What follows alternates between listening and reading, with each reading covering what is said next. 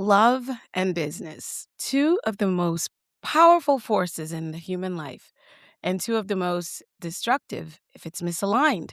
According to research from the American Psychological Association, nearly 60% of entrepreneurs report that business stress negatively impacts their marriage. And Harvard Business Review reports that work-related conflicts spills into home life and significantly higher rates for business owners than employees. What's the translation? Success at work often costs connection at home. And here's the real tension. Entrepreneurs don't fail because they lack vision. Marriages don't crumble because couples lack love. They struggle because alignment was never designed. There's a quote that says, "You can build a thriving empire and still come home to emotional bankruptcy." That hits because nobody walks down the aisle saying, "I hope this business slowly drives us apart." Nobody launches a company saying, "I can't wait to neglect my marriage." And yet, quietly, gradually, and systematically, in today, we end up there. Let me say this. We're not ignoring it. This is a Valentine special. It's not about romance. It's about responsibility. It's about leadership inside the covenant. It's about whether your business is strengthening your marriage or replacing it. Because here's the truth. You do not have to choose between profitability and partnership, but you do have to design both to have success. And that's what today's conversation is about. Welcome to Mindset Mastery Moments, the best growth mindset podcast recognized by Million Podcasts and ranked as a top mindset podcast by FeedSpot. We're proud to be in the top 1% on Listen Notes. Join Dr. Alisa Whyte as we explore powerful insights and strategies to elevate your mindset. Let's dive in. Hey, disruptors, and welcome back to Mindset Mastery Moments. I'm Dr. Alisa, and today we are having a conversations most entrepreneurial couples avoid. We talk about scaling, we talk about strategy, we talk about revenue. We are rarely talking about the silent drift happening at home.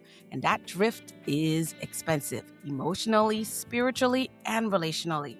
Today's guests, and I said with an S, don't just coach business growth, they coach couples to grow together. And that distinction truly matters. Today, we are talking to Robert and Kaylee Fukui. They are business coaches, marketing consultants, podcast hosts, sales leaders, founders, faith-based entrepreneurs, and the creators of Power Couples by Design. Robert built a powerhouse career in corporate sales and marketing, directly responsible for generating over $150 million in revenue while leading global launches for brands like Coca-Cola, Novartis Pharmaceutical, and Bristol-Myers Squibb. Kaylee grew up in a family business, watching firsthand how entrepreneurship can either bless a family or quietly consume it. When they officially merged on May 13, 2006, their wedding date, their consulting business soared. But so did their awareness. They began to see something most couples in business don't address. You cannot compartmentalize marriage and entrepreneurship. You bring work home and home to work all the time. It's a cycle that goes along. Their tools weave together corporate best practices with the heart of family business. And today we're going to get underneath the iceberg. Robert and Kaylee, welcome to Mindset Mastery Moments. I am so happy to have you both. Listen, I'm going to let you take turns and in your own words, tell us who you are, what you do, and why you do it. Well said, number one.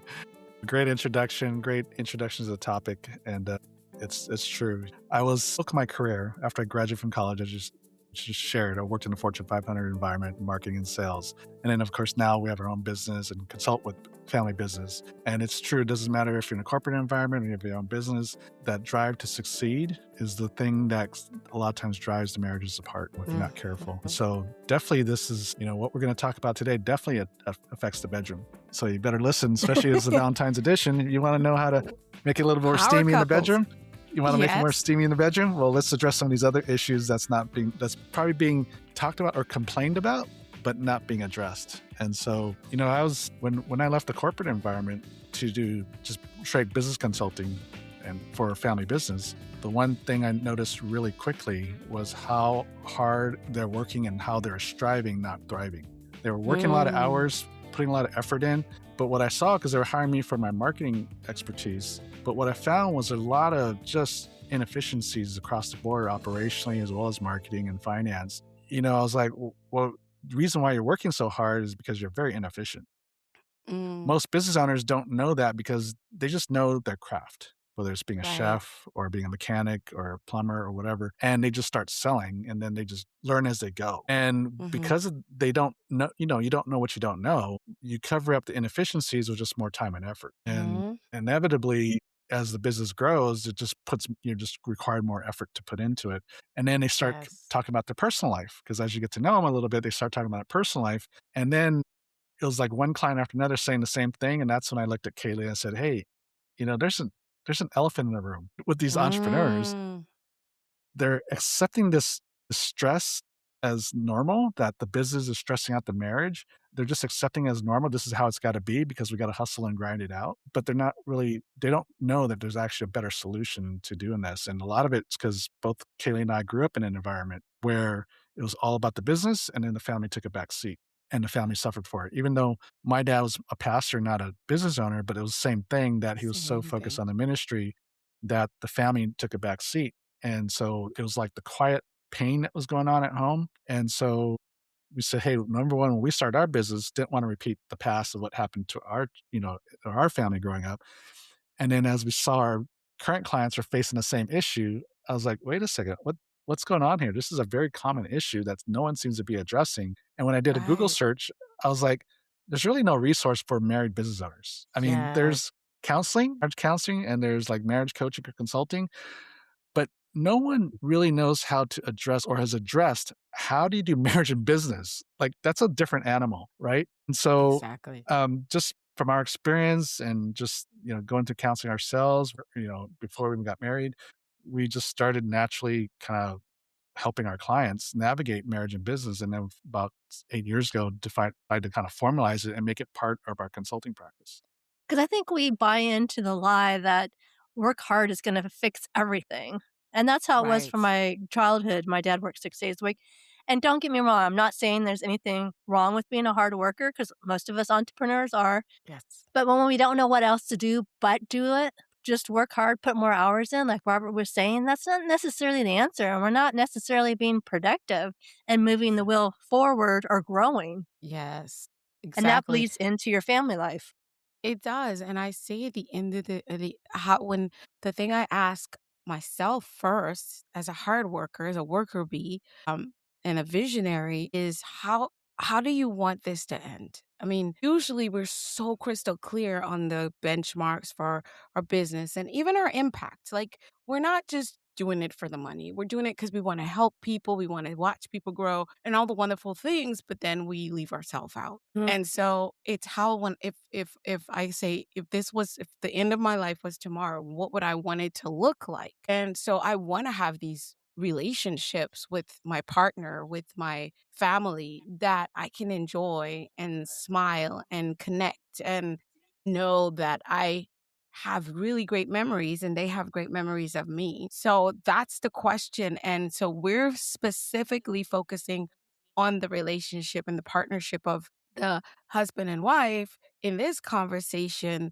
because for me that's to me I remember one of Dr. Cream telling me when I first met him saying that he believes that the union between husband and wife is the greatest partnership that is of all partnerships. And so you both talk about, again, that unspoken separation that tears the marriages and business apart. What do you call the separation if you had to identify it? Well, a lot of people will just say you're just roommates, right? Mm, You're no longer intimate. So my parents didn't separate, but they were pretty much just more roommates than they wow. were intimate, Uh, right? So right. you can stay married and brag about how many years, but if the intimacy is lost, I mean, that's separation in itself, the loss of intimacy and connection.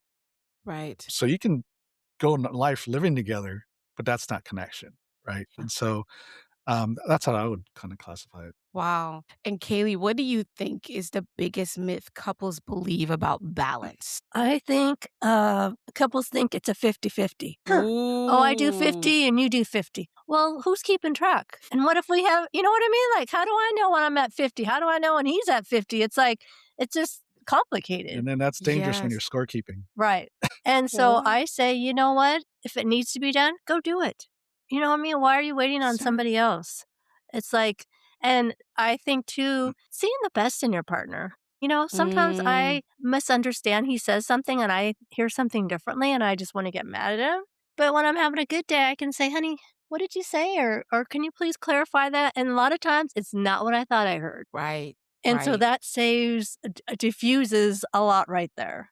Just Yes. asking, clarifying, and giving them the benefit of the doubt. You know, what's so bad about that? You just give them the benefit. And then when Exactly. it comes to balance and work life balance, which is a lot of things we talk about, sometimes you get a lot of poo poos like, oh, that doesn't exist. Well, we say it depends how you define it. Mm. So a Right. lot of balance, like to Kaylee's point, are 50-50, or it's a certain amount of hours in the business versus a certain amount of hours at home. That's a quantitative measurement. But the balance that we're talking about is a qualitative measurement. It's not Right. about how much time, it's about quality of time. So Yes. even John and Julie Gottman, they're world-renowned marriage and family therapists, psychologists, and all that. They say like even 5 minutes of very intentional time with each other a day can really be more fulfilling and connecting and have deeper intimacy than 2 hours running errands together, for example. Come on now. So it's not quantity, it's quality. So 5 minutes meaning your phone's not buzzing, You're not you're not checking it. and you're not processing something in your head, thinking about something, but you're present. And you're looking each Yes. other in the eye and saying, "I love you, and how can I serve you today?" Right? Something as I simple love as that. that. And so, how many times do we really do that? Because we don't really do that. We're just rushing through the day. And so Mhm. we don't even spend 5 minutes of real connection time, heart to heart connection time. Mm.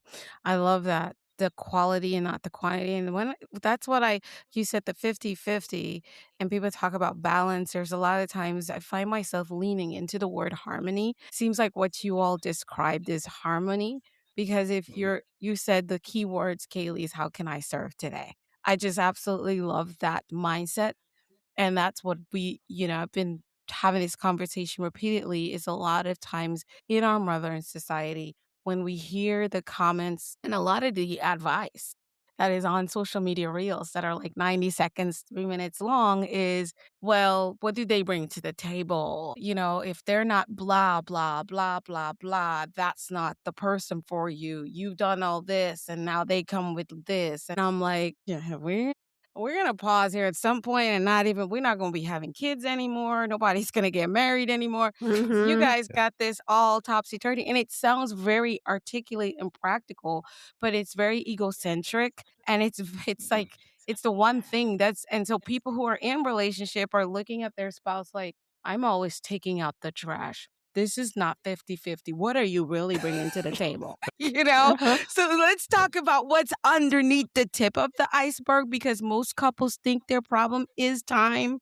or money or even stress, but it's deeper than that, right? You both said earlier that you went into counseling before you got married. And that's pretty rare. And I love that you guys did that. Let's Well, talk there's a about what story made there. you do that. Tell us Well, why that's a you story. did that. I think you got to read the book. I think you got to read the book, but there's a Right? story there. I can't wait. I started, but I haven't finished yet. So tell So us about that. So it was 4 dates into our relationship. So 4 dates. And Mhm. Kaylee says to me, "I think you should go to counseling." And I'm like, "What? What do you think is wrong with me?" Like, She was so happy when Exactly. I said that. and then, Yeah. like, we haven't even had an argument yet until now because I'm like, "I'm not going to Yeah. counseling. What are you talking about, woman?" But the backstory is I had lost my first wife in a car accident a year and a half before I met her. Oh. It was my childhood Mm. sweetheart. I'd known her since I was 12 years old. We started dating after I graduated from college, got married when I got my first job. We're married about 5 years, moved down here to Pasadena. And then, just about 23 years ago, right a week before Christmas, she went off to work, just drove off to work down to downtown LA, and 10 minutes down the road, she got in a car accident and died at the scene. Mm. And so that evening when I got home, the coroner was waiting for me to tell me the news. So, I mean, here's the coroner. I mean, he had her ID, her driver's license, so obviously, clearly something's up. So I'm like, then even after he left, because I was in disbelief because I just saw her Mhm. like 10 hours Mhm. ago and I held her, I kissed her, and I'm like, this can't be real. And so I called her Mm. boss, I called her best friend at work, and they both said, yeah, she never showed up to work. And Jeez. so that's when reality started to hit me. And then what was disbelief turned into regrets because then I'm like, well, what if I would have held her a little bit longer, gave her one last kiss? What if I didn't, postpone date night because we're heading into the Christmas break? So that was the excuse, the rationale, right? It was just too busy. Mhm. Mhm. What if? And then so that that was a huge turning point in my life when I realized that and the next morning or next morning afternoon, I had a knock on my door and it was my family and some of my friends from high school and college and even my first job with Coca-Cola. They're all there. They're there for me. They just drove Mhm. down, came down overnight. That was really my first picture, the hit of what success looked like. Success is Mhm. usually about our accomplishments and our careers, our grades, our And sports, and the money we send sacrifice. and all that. But it was really that my friends, my family that represented different aspects and periods of my life were there at my door. And so I just, I said, obviously it shook me. And I said, man, if you don't have your relationships, you don't have anything. Mhm. And even that first year after her death, I was really focused on relationships, digging in not just my family. I'd drive up once a month to make sure I'd see my parents. They're getting older. Rekindle some relationships down here in Southern California. Really invest into relationships. So I still worked, but I really invested into prioritize relationships. And that year, I actually won best performers. I was top 2% in sales in the company. We're a very large, international company. Yes. And in the midst of all these other high performers that almost brag that they haven't taken a vacation in 5 years. Like, I took every ounce of vacation, I invested in relationship, I traveled, and yet I still performed at a high Right. level. And so that just showed me that you can invest into your relationship, prioritize relationships, and still perform at a high level in whatever it is you're doing. So just fast forward to now, it's like, yeah, I don't take that excuse of people like, I'm just too busy. I'm like, you're not too busy to take care of your marriage, and especially for those who have kids. I'm like, Right. your kids, those up to 18, those are the best Bonds. times, and the most time you're gonna spend with your kids is before they Mhm. move out of the house. Mhm. Mhm. And so that time lost is the time you don't get back. So anyways, that's a long-winded answer to whatever your question No, I was, love it. but that's No, what that happened. gives a story behind it. Yeah. So what's your take on you gotta go to counseling, Kaylee? Well, I saw him and I'll back up a little bit. When you're talking about the reels and the expectations of marriage and finding Mr. Right and all that, Mhm. Robert and I joke about this. Like, if we would have met each other in our 20s, we would have never gone out with each other. It's kind of funny. So, Really? 'Cause of your mhm. ideals? I don't think I would have ever went out with him, and I don't know if you would have ever asked me. Oh, I don't think I would've asked her out, and it wasn't because she's not good looking, of Not course. or any of It's that, more yeah. she's very intimidating, and if she don't like you, it's clear she don't like you, so Gives you He's trying to she gives you say. body language. I'm definitely not her typical type from previous relationships, so, Yeah. yeah, back then, she probably wouldn't have gave me a A second eye second or second look glance. even. Yeah, yeah, And so exactly. we met online, which all my other girlfriends in my Bible study, a lot of them met their spouses online. I was probably the last one to have done it.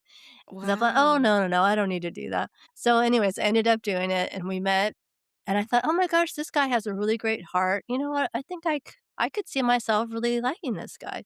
In my mind, though, he was married because my girlfriend said to me, "Oh, I that's." wasn't married at the time. No, but of Previously married. course.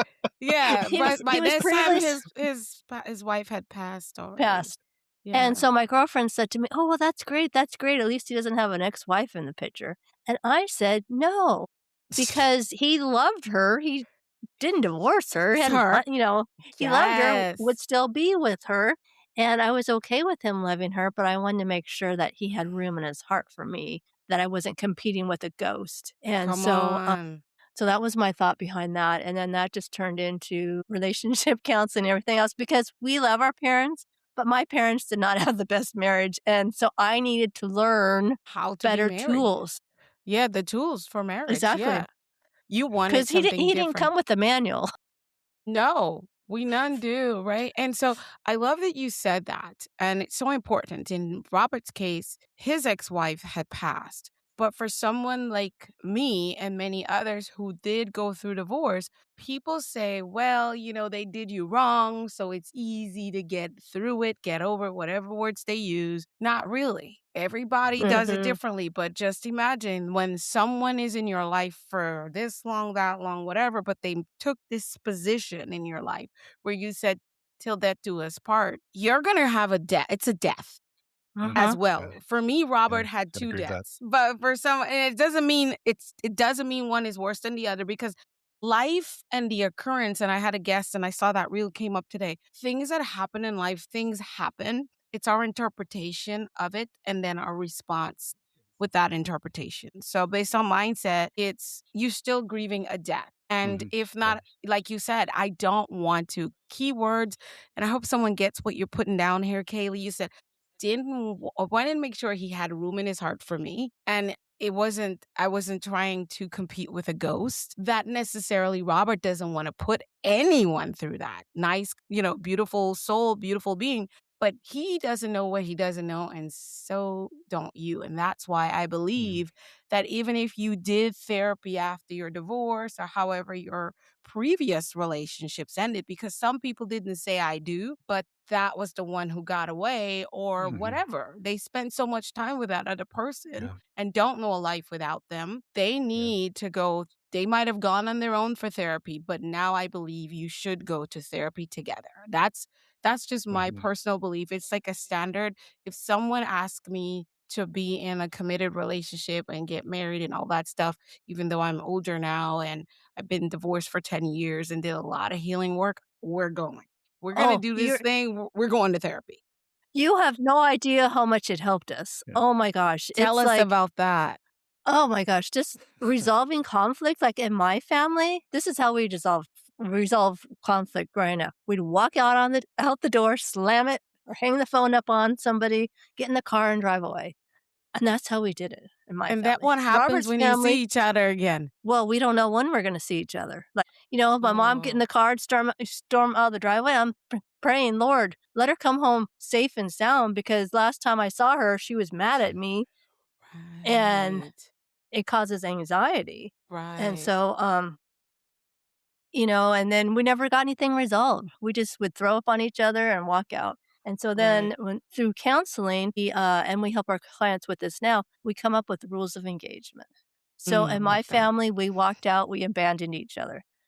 And I was afraid Robert would do the same. In my mind, I'm thinking he's going to get mad if he walks out the door. Do I know if he's going to come back or not? I don't know. And it causes anxiety. So we came up with, our rules of engagement. So we will say, and it's different for everybody because we all have different traumas or trigger points. And so Robert would say to me, he's like, honey, if we feel like we can't get things resolved at the moment, he'll say like, you know what, I need to take a break and I'll come back in whatever minutes, 20 minutes, walk around the block, whatever. And I love you, but I just need a break and I will be back in such and such time. And then when he comes back, and we try and resolve it. If not, we will say like, okay, let's talk about it at a certain point, at a certain time. Because if you tell me I can't talk about it now, later, but then we never talk about it, that causes me anxiety too. Because my family still avoided. Yeah, the walk. Yeah, that's it. That's taking you right back to the grounds. So he would come back at the time he said he would, and then we'd pick up the conversation. And then for me, it calmed down some of that fear and anxiety that I was having because I thought, okay, he's coming back. I'm okay. Right. So those are those patterns that could have sabotaged your relationship. So Robert, sounds like Robert he's conflict avoidant. And Kaylee, you walk away from the conflict as well. I didn't even say a word. She picked that up. I can hear it. And so because of that, you had to hold yourself to that accountability of time, right? How did that show up, though, in business decisions? Tell us about that. Well, it all plays the same part, right? Because if you don't know how to deal with conflict at home, you're not going to be able to know how to deal with conflict in business. And so interesting you bring that up, because I said with the work we do with our married business owners, that's probably the number one reasons that stunts growth in a husband and wife team is their ability to make decisions. Because if you get stuck on something, you can't move forward. And it's one thing at home, but when it's a business that relies, there's different people involved, right? Customers and the employees, and just running the machine and maybe taking the next step because maybe you're launching a new product or whatever. But when you get stuck in conflict and you can't make a decision to move forward, then obviously the business doesn't move forward. So that's been the number one. From what we've seen, that's just our own observation.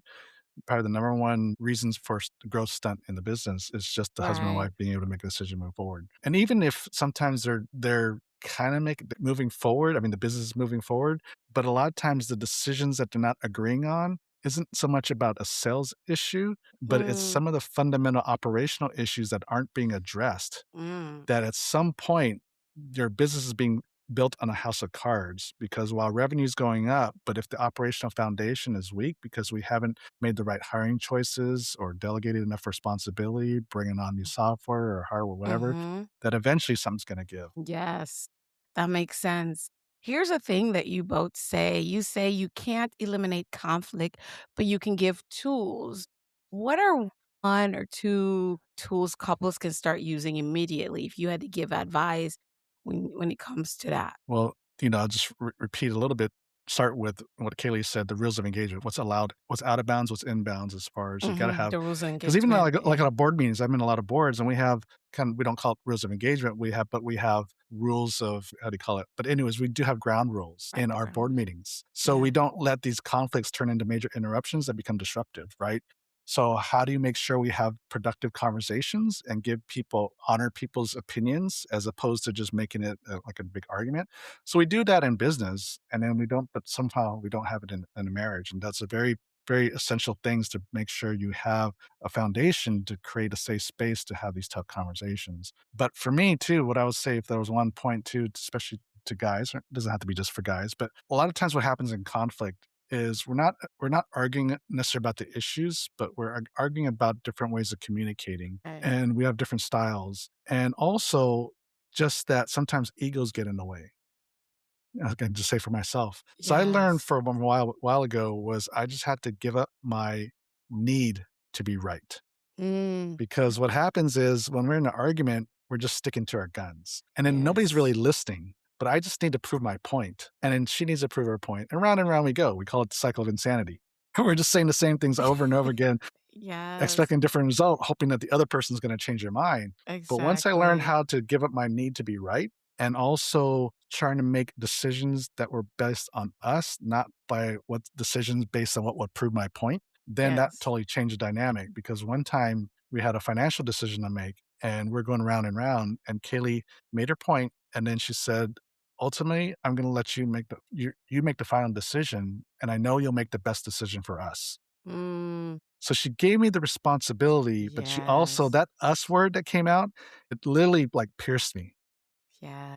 better than any argument she could come up with. Just saying the trust she gave me and then said, I know you'll make the best decision for us. Like all of a sudden, the weight of that decision got really big. And then I Yes. was like, I processed that thing for a week, that decision for a week. Looked at her angle, my angle, even different angles. And I was like, came back to her at the end of the week and I said, honey, I think you're right. I said, about what? Yeah, she's like, Which she's I'd like, already part? forgotten about Because it. exactly, because you didn't think about it the way he is thinking and process, which is what happens all the time in human interaction, right, Kaylee? And I would say, ask them what they need. You never know what it is. Like Come one time I was on. upset about something, and Robert's like, honey, what do you need? And I said, a hug. And he looked at me like, what? So I got my hug. He's I like, was that's happy on easy. my merry little way. And he's looking at me like, are you messing That's with it. me? Like, no, what do you really need? I got like 100 solutions. In that hug. That was all I needed. That's all you needed. But Come nobody on. knew I needed a hug but me. You know what I mean? So, like, you Right. got to be able Articulate to. it. so that's a fun way of saying, especially talk to guys, right? We tend to be solution oriented, and women tend to be Fixers, yes. wants empathy. Just to know, do you hear me? Do you care about what I have to think or what I think about? So that hug was really that empathy that she was looking for. And Yes. we're guys, we want to solve a problem, so we're throwing out solutions, and it's You're just taking pissing out her off. you're taking out a ladder, hammer, nails. You're calling a whole team of guys. Come on, we got this job Exactly. we need to do We for we got we Kelly. got this. We got Yeah. this. So when she said, "I need a hug," I'm looking You're at her like, like, "You're messing with me." oh God. And I've heard men say, oh God, the emotional stuff, and I'll stop the crying thing. Like, we can't do that. What do you need? Yeah. Right And then now, you don't have to to be guess. left alone, to be left alone because I'm not doing that energy. That energy is ours, and so it's that's why I love that you guys brought the word to the conversation, service. Because when you think of service, it's never about what I want to give you. It's where can I serve you best right now? It's Yeah. meeting that person at their immediate need and still stepping back to see if they're going to need more or something different, and not saying, well, the last time she got like this, she needed a hug. So it's got to be that she needs a hug, and that's it this time. Have you guys ever had that? Tell us about, especially for men, I because should try. women, I we should try do. that next time we get in an argument. I was like, "He may give you a hug." And she's like, don't touch No, me. my Have you backfire had on that? me. She's probably saying, don't touch me. I'm like, wait, I thought you needed That worked last time. right? It's like, because men want to, I don't want to say it too, so it sounds harshly or stereotypical, no, but men want to figure out what's the pattern and what am I doing? And women are like, there is no pattern here, bro. It's a different puzzle every time. Get the pieces and put this together. And if, and if we can only it's like, and I promise you, men do the same thing. They just don't realize it. There is no Yeah. one rhyme or reason to how you want it. And so one of the best things I've done, I say my second go at being in a relationship is listening and waiting and still waiting, even while they're figuring out what they need when it's nothing. A lot of guys will be like, no, I'm fine. I'm good. I got it. No, I always got it. I always figure it out. Yeah, you sure? Are you hungry?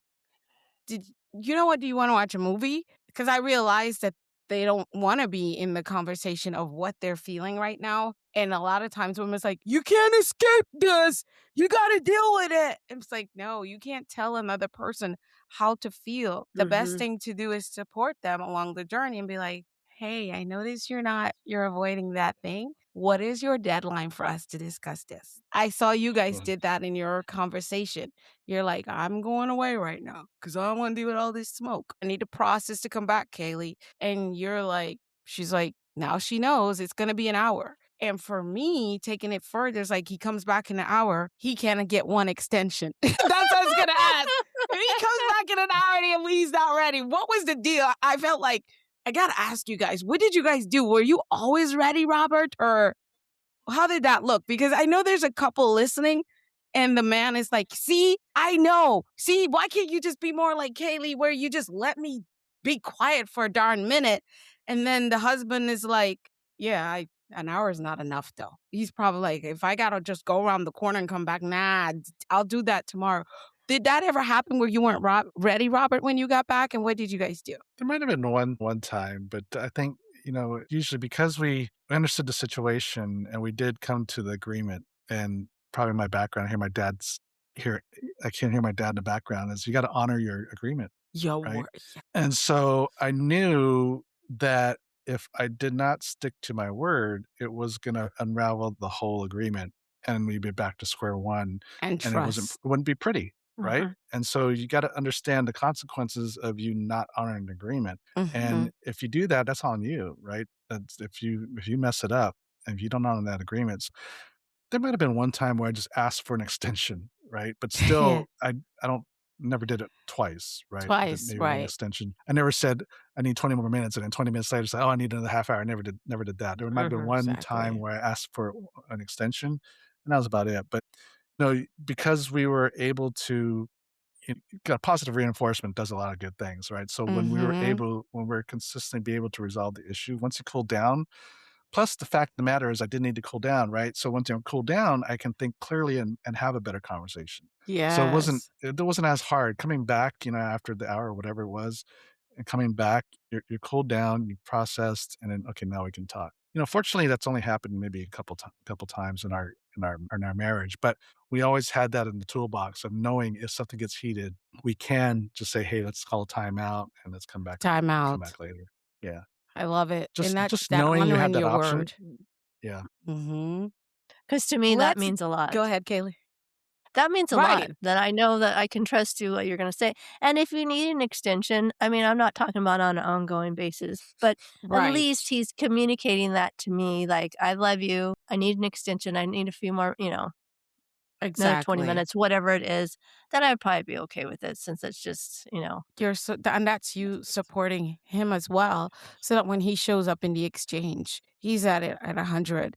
And that's good. Like I think the main thing that I got from you guys there is, number one, you're patient and understanding and supportive, and he's also committing to his word. And it could be the other way around at times, right? Because Mhm. sometimes some things are easier to talk about for one of us, and then the other, even though we might be the one who's always open to a conversation. But when it comes to certain things, we're just like, and we might be a little bit avoidant. Let's dive into Tandem, your book, and also the work you do inside of Power Couples by Design.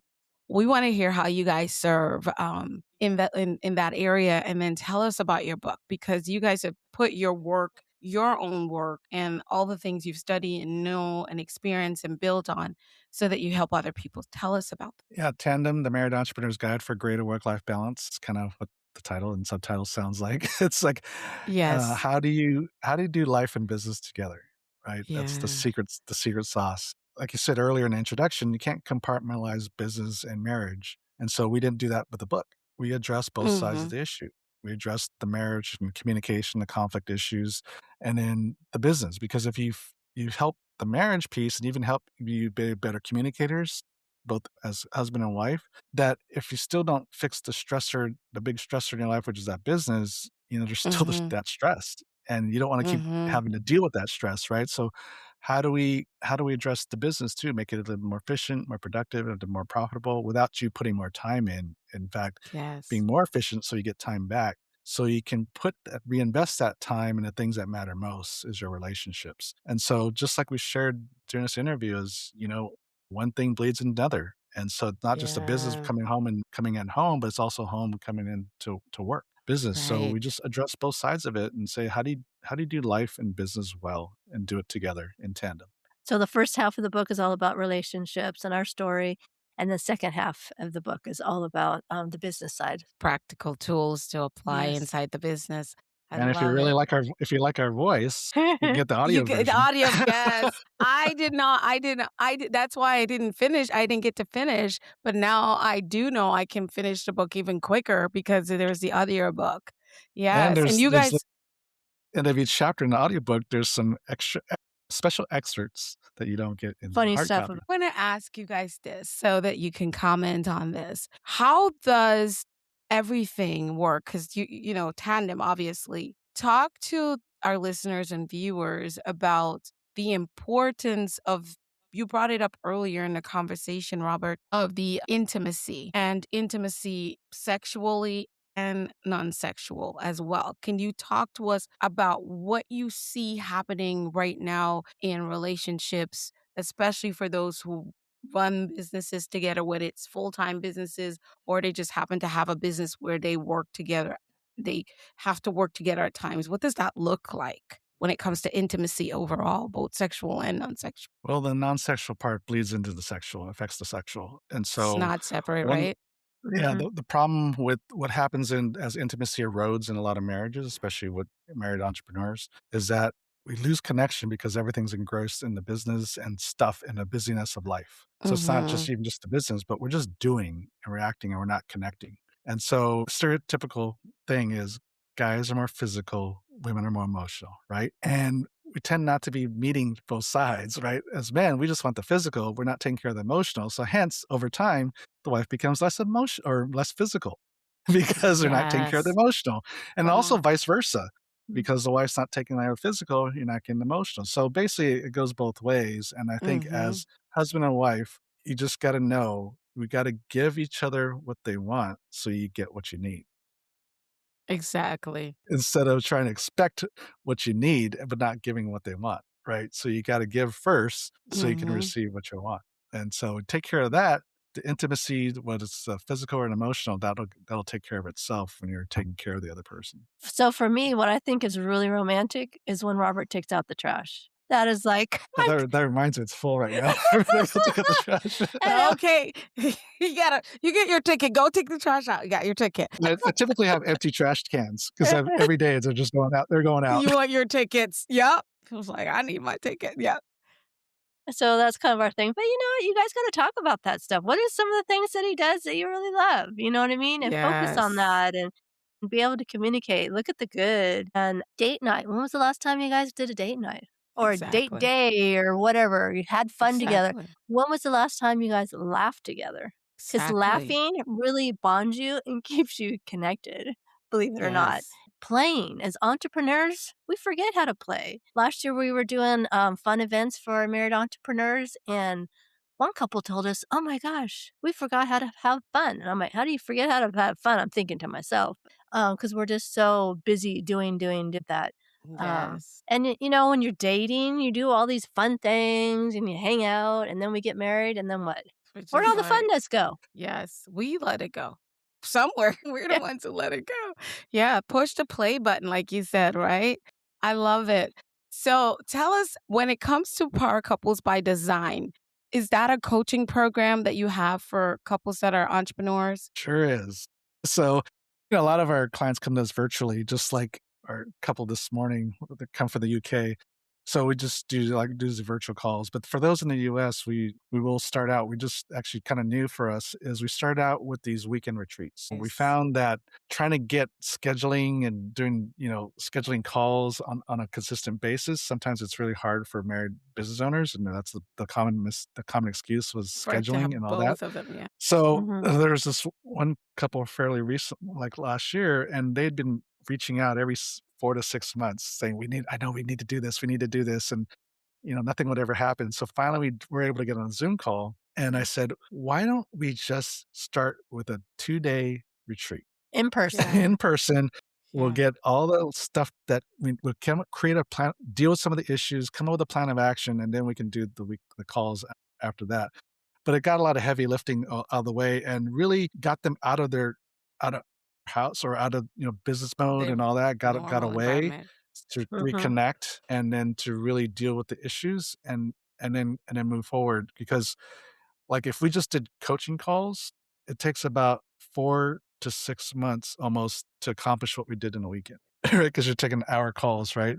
Versus to be able to bang it out in one weekend, got a lot done really quickly, and it was just so refreshing, and so for the US folks, we like to start out with those weekend retreats that lead into the ongoing coaching sessions. Oh, I love it. I love it, and I honestly think that is a model that is overlooked a lot in the coaching space, is getting people out of their regular routine instead of just hopping off and getting that 1 hour, and then they go back and they're like, "Yeah, I'll work on that."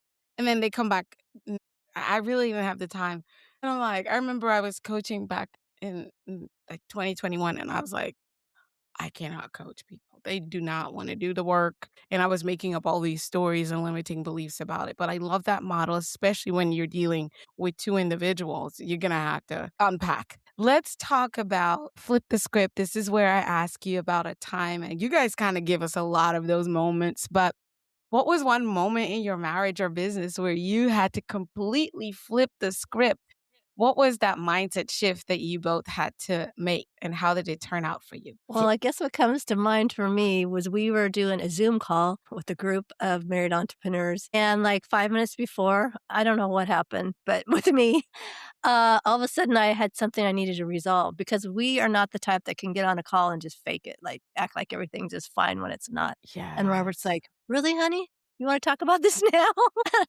He's like, "We're just getting on its call." And so we were able to get to a place.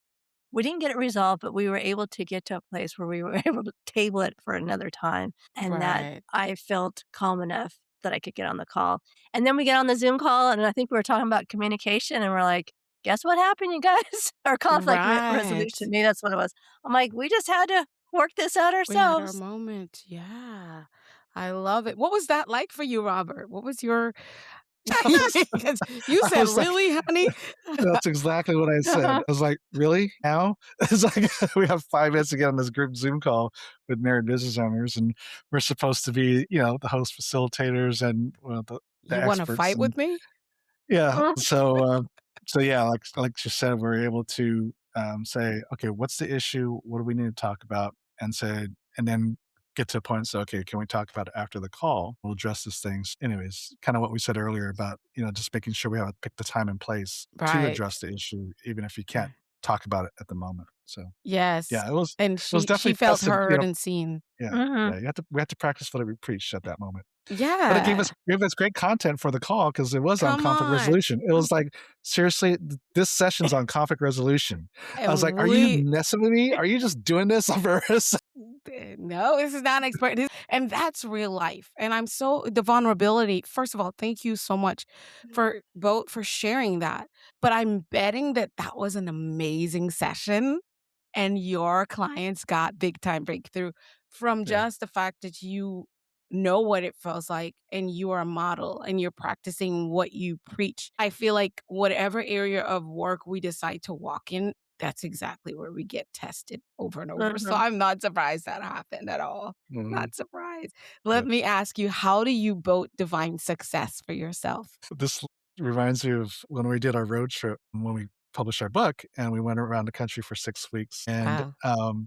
and did a book tour. We spoke at events, but we also wanted to see the country. So it was Mm-hmm. kind of a combination of work and pleasure. So before we were leaving for the trip, it might have been a week or so before, Kaylee's like, "Okay, what's our objective?" And looked at her and I said, "As long as we have fun, we've succeeded." And she looks at me and Wow. goes, "That's it?" And I'm all about the fun, but he's She's rubbing like, off on me. So I'm usually yeah. the one that I'm the planner and you gotta get the goals and milestones and all that. And she's like, yeah, she's the fun one. She just wants to go with the flow and all that. So that my answer was, I mean, was authentic. It was like, yeah, I want to make sure number one was the thing to have I want to fun. enjoy But also I this. knew that I didn't want to overload her with all these things, right? But she came back to me like, that's it. And I go, well, yeah, we're gonna do business, but I thought you'd be happy that we want to just have fun. But so Fun, it was fun. So yes. anyways, I still define success as having fun. You gotta really enjoy what you do. And if you don't, then yeah, you gotta find a new line of work or something like that. And we Come generally on. just enjoy what we do. So if we go through 2026 and we just have the most fun year, and I just know that the money and all that stuff just follows. Yeah. Right. I We're all love it. about building relationships, you know what I mean? And we've met so Mhm. many wonderful people along the journey, like yourself, you know what I mean? So it's like, that's fulfilling to me. Yes. I love those. I love those.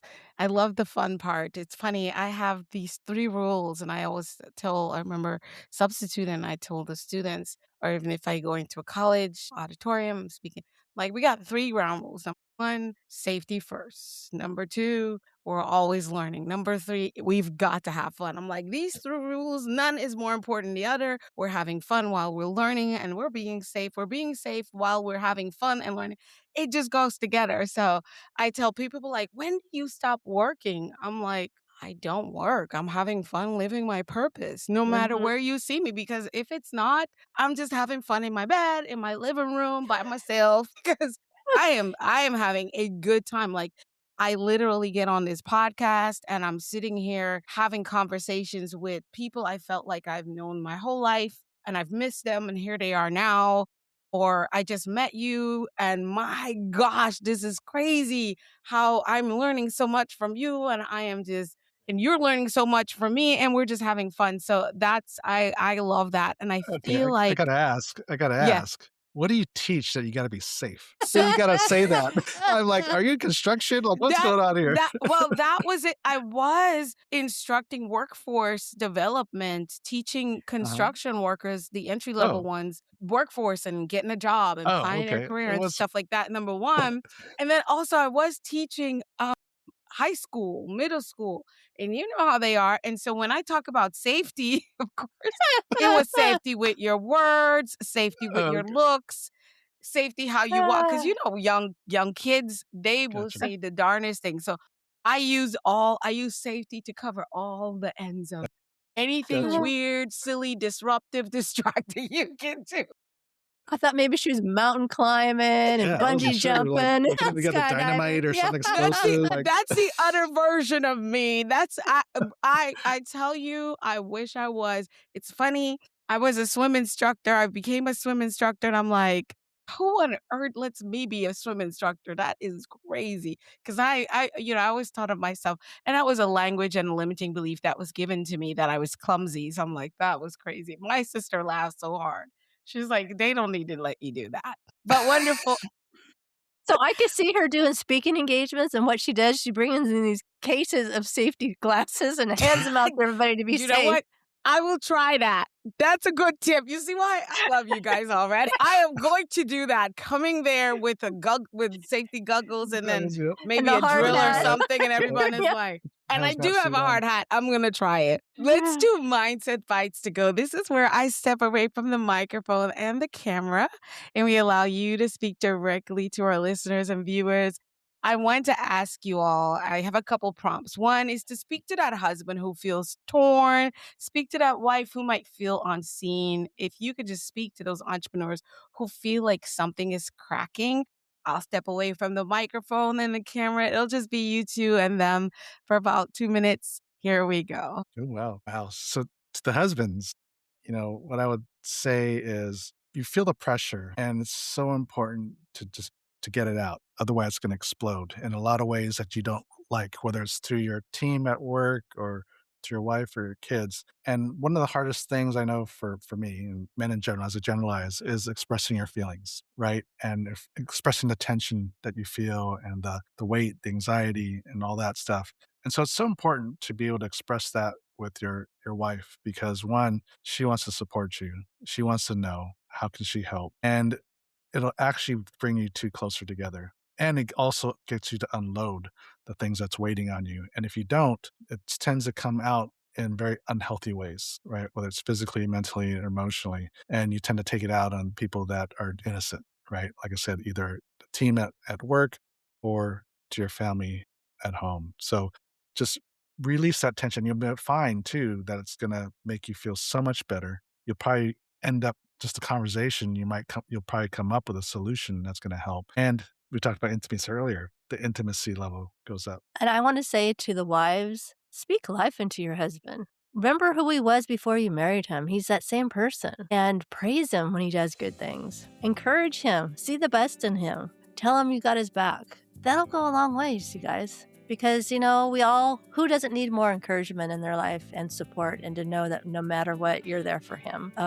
You can't tell him enough too much praise. And I think that'll really change your relationship. It'll also change your mindset because if you are looking at him and finding all the great things in your mind, that is what you're going to be attracted to, and that's what you're going to see in your mind, because whatever we think about is what we gravitate towards. So if you speak and see great things and greatness into him and call it out, that'll totally change your relationship. So good. Thank you guys so much. That was so powerful. I'm listening to that, and it's such simple advice, but so many of us miss the opportunity to take advantage of it. Now, Kaylee, I know our listeners and viewers want to know how we can connect with you both. If you can share that with us, and as always, team, we always have the links in the description wherever you're watching or listening to this episode. So we have a special landing page just for your audience, and in it, there's a free gift. There's a free marriage and business assessment to measure 6 areas of your life and business that you want to thrive in. And so it'll give you some instant feedback on the areas you're doing well and some areas that you can use a little bit. Yes, I saw that. Is that from the Tandem Marriage and Business Assessment? Mm-hmm. Yeah. 24 questions, 6 key areas: teamwork, balance, connection, time, money, and freedom. I loved those. Those excited me. And I started to take it, and I'm like, wait a minute. Should you be taking this? You're doing it for yourself? Not a married actress. You can't. Great. Yeah. Right. This isn't romance advice. This is strategic alignment disruptors. So we have the links in the description wherever you're watching this or listening to this episode. Take advantage of it. I'm going to take mine, and then we can have Kaylee and Robert come back and maybe we dive into we could do these pillars here. Yeah, and look at even my assessment. Yep. We will do exactly that. Yes. So that will be our follow-up episode around 2. I can't wait to do it. I want to thank you both so much that you have taken the time out to spend with us today. And we're just happy to welcome you to Mindset Mastery Moment. community. And I know you guys will come back often. Thank you. Awesome. Oh, Look forward thank you to it. for Thanks for having having us. us. This is a lot of fun. Exactly. And disruptors, again, take advantage of the assessment. Reach out and let Kaylee and Robert know that you heard them here on Mindset Mastermind. You don't have to trade your marriage to grow your business, and you don't have to sacrifice your business to save your marriage. But you do have to be intentional. Love isn't passive, leadership isn't accidental, and legacy is only really by design. Until next time, keep mastering your mindset. Think, speak, do, become. I'm Dr. Alisa with my new friends, Robert and Kaylee. We'll see you on the next one. Bye now.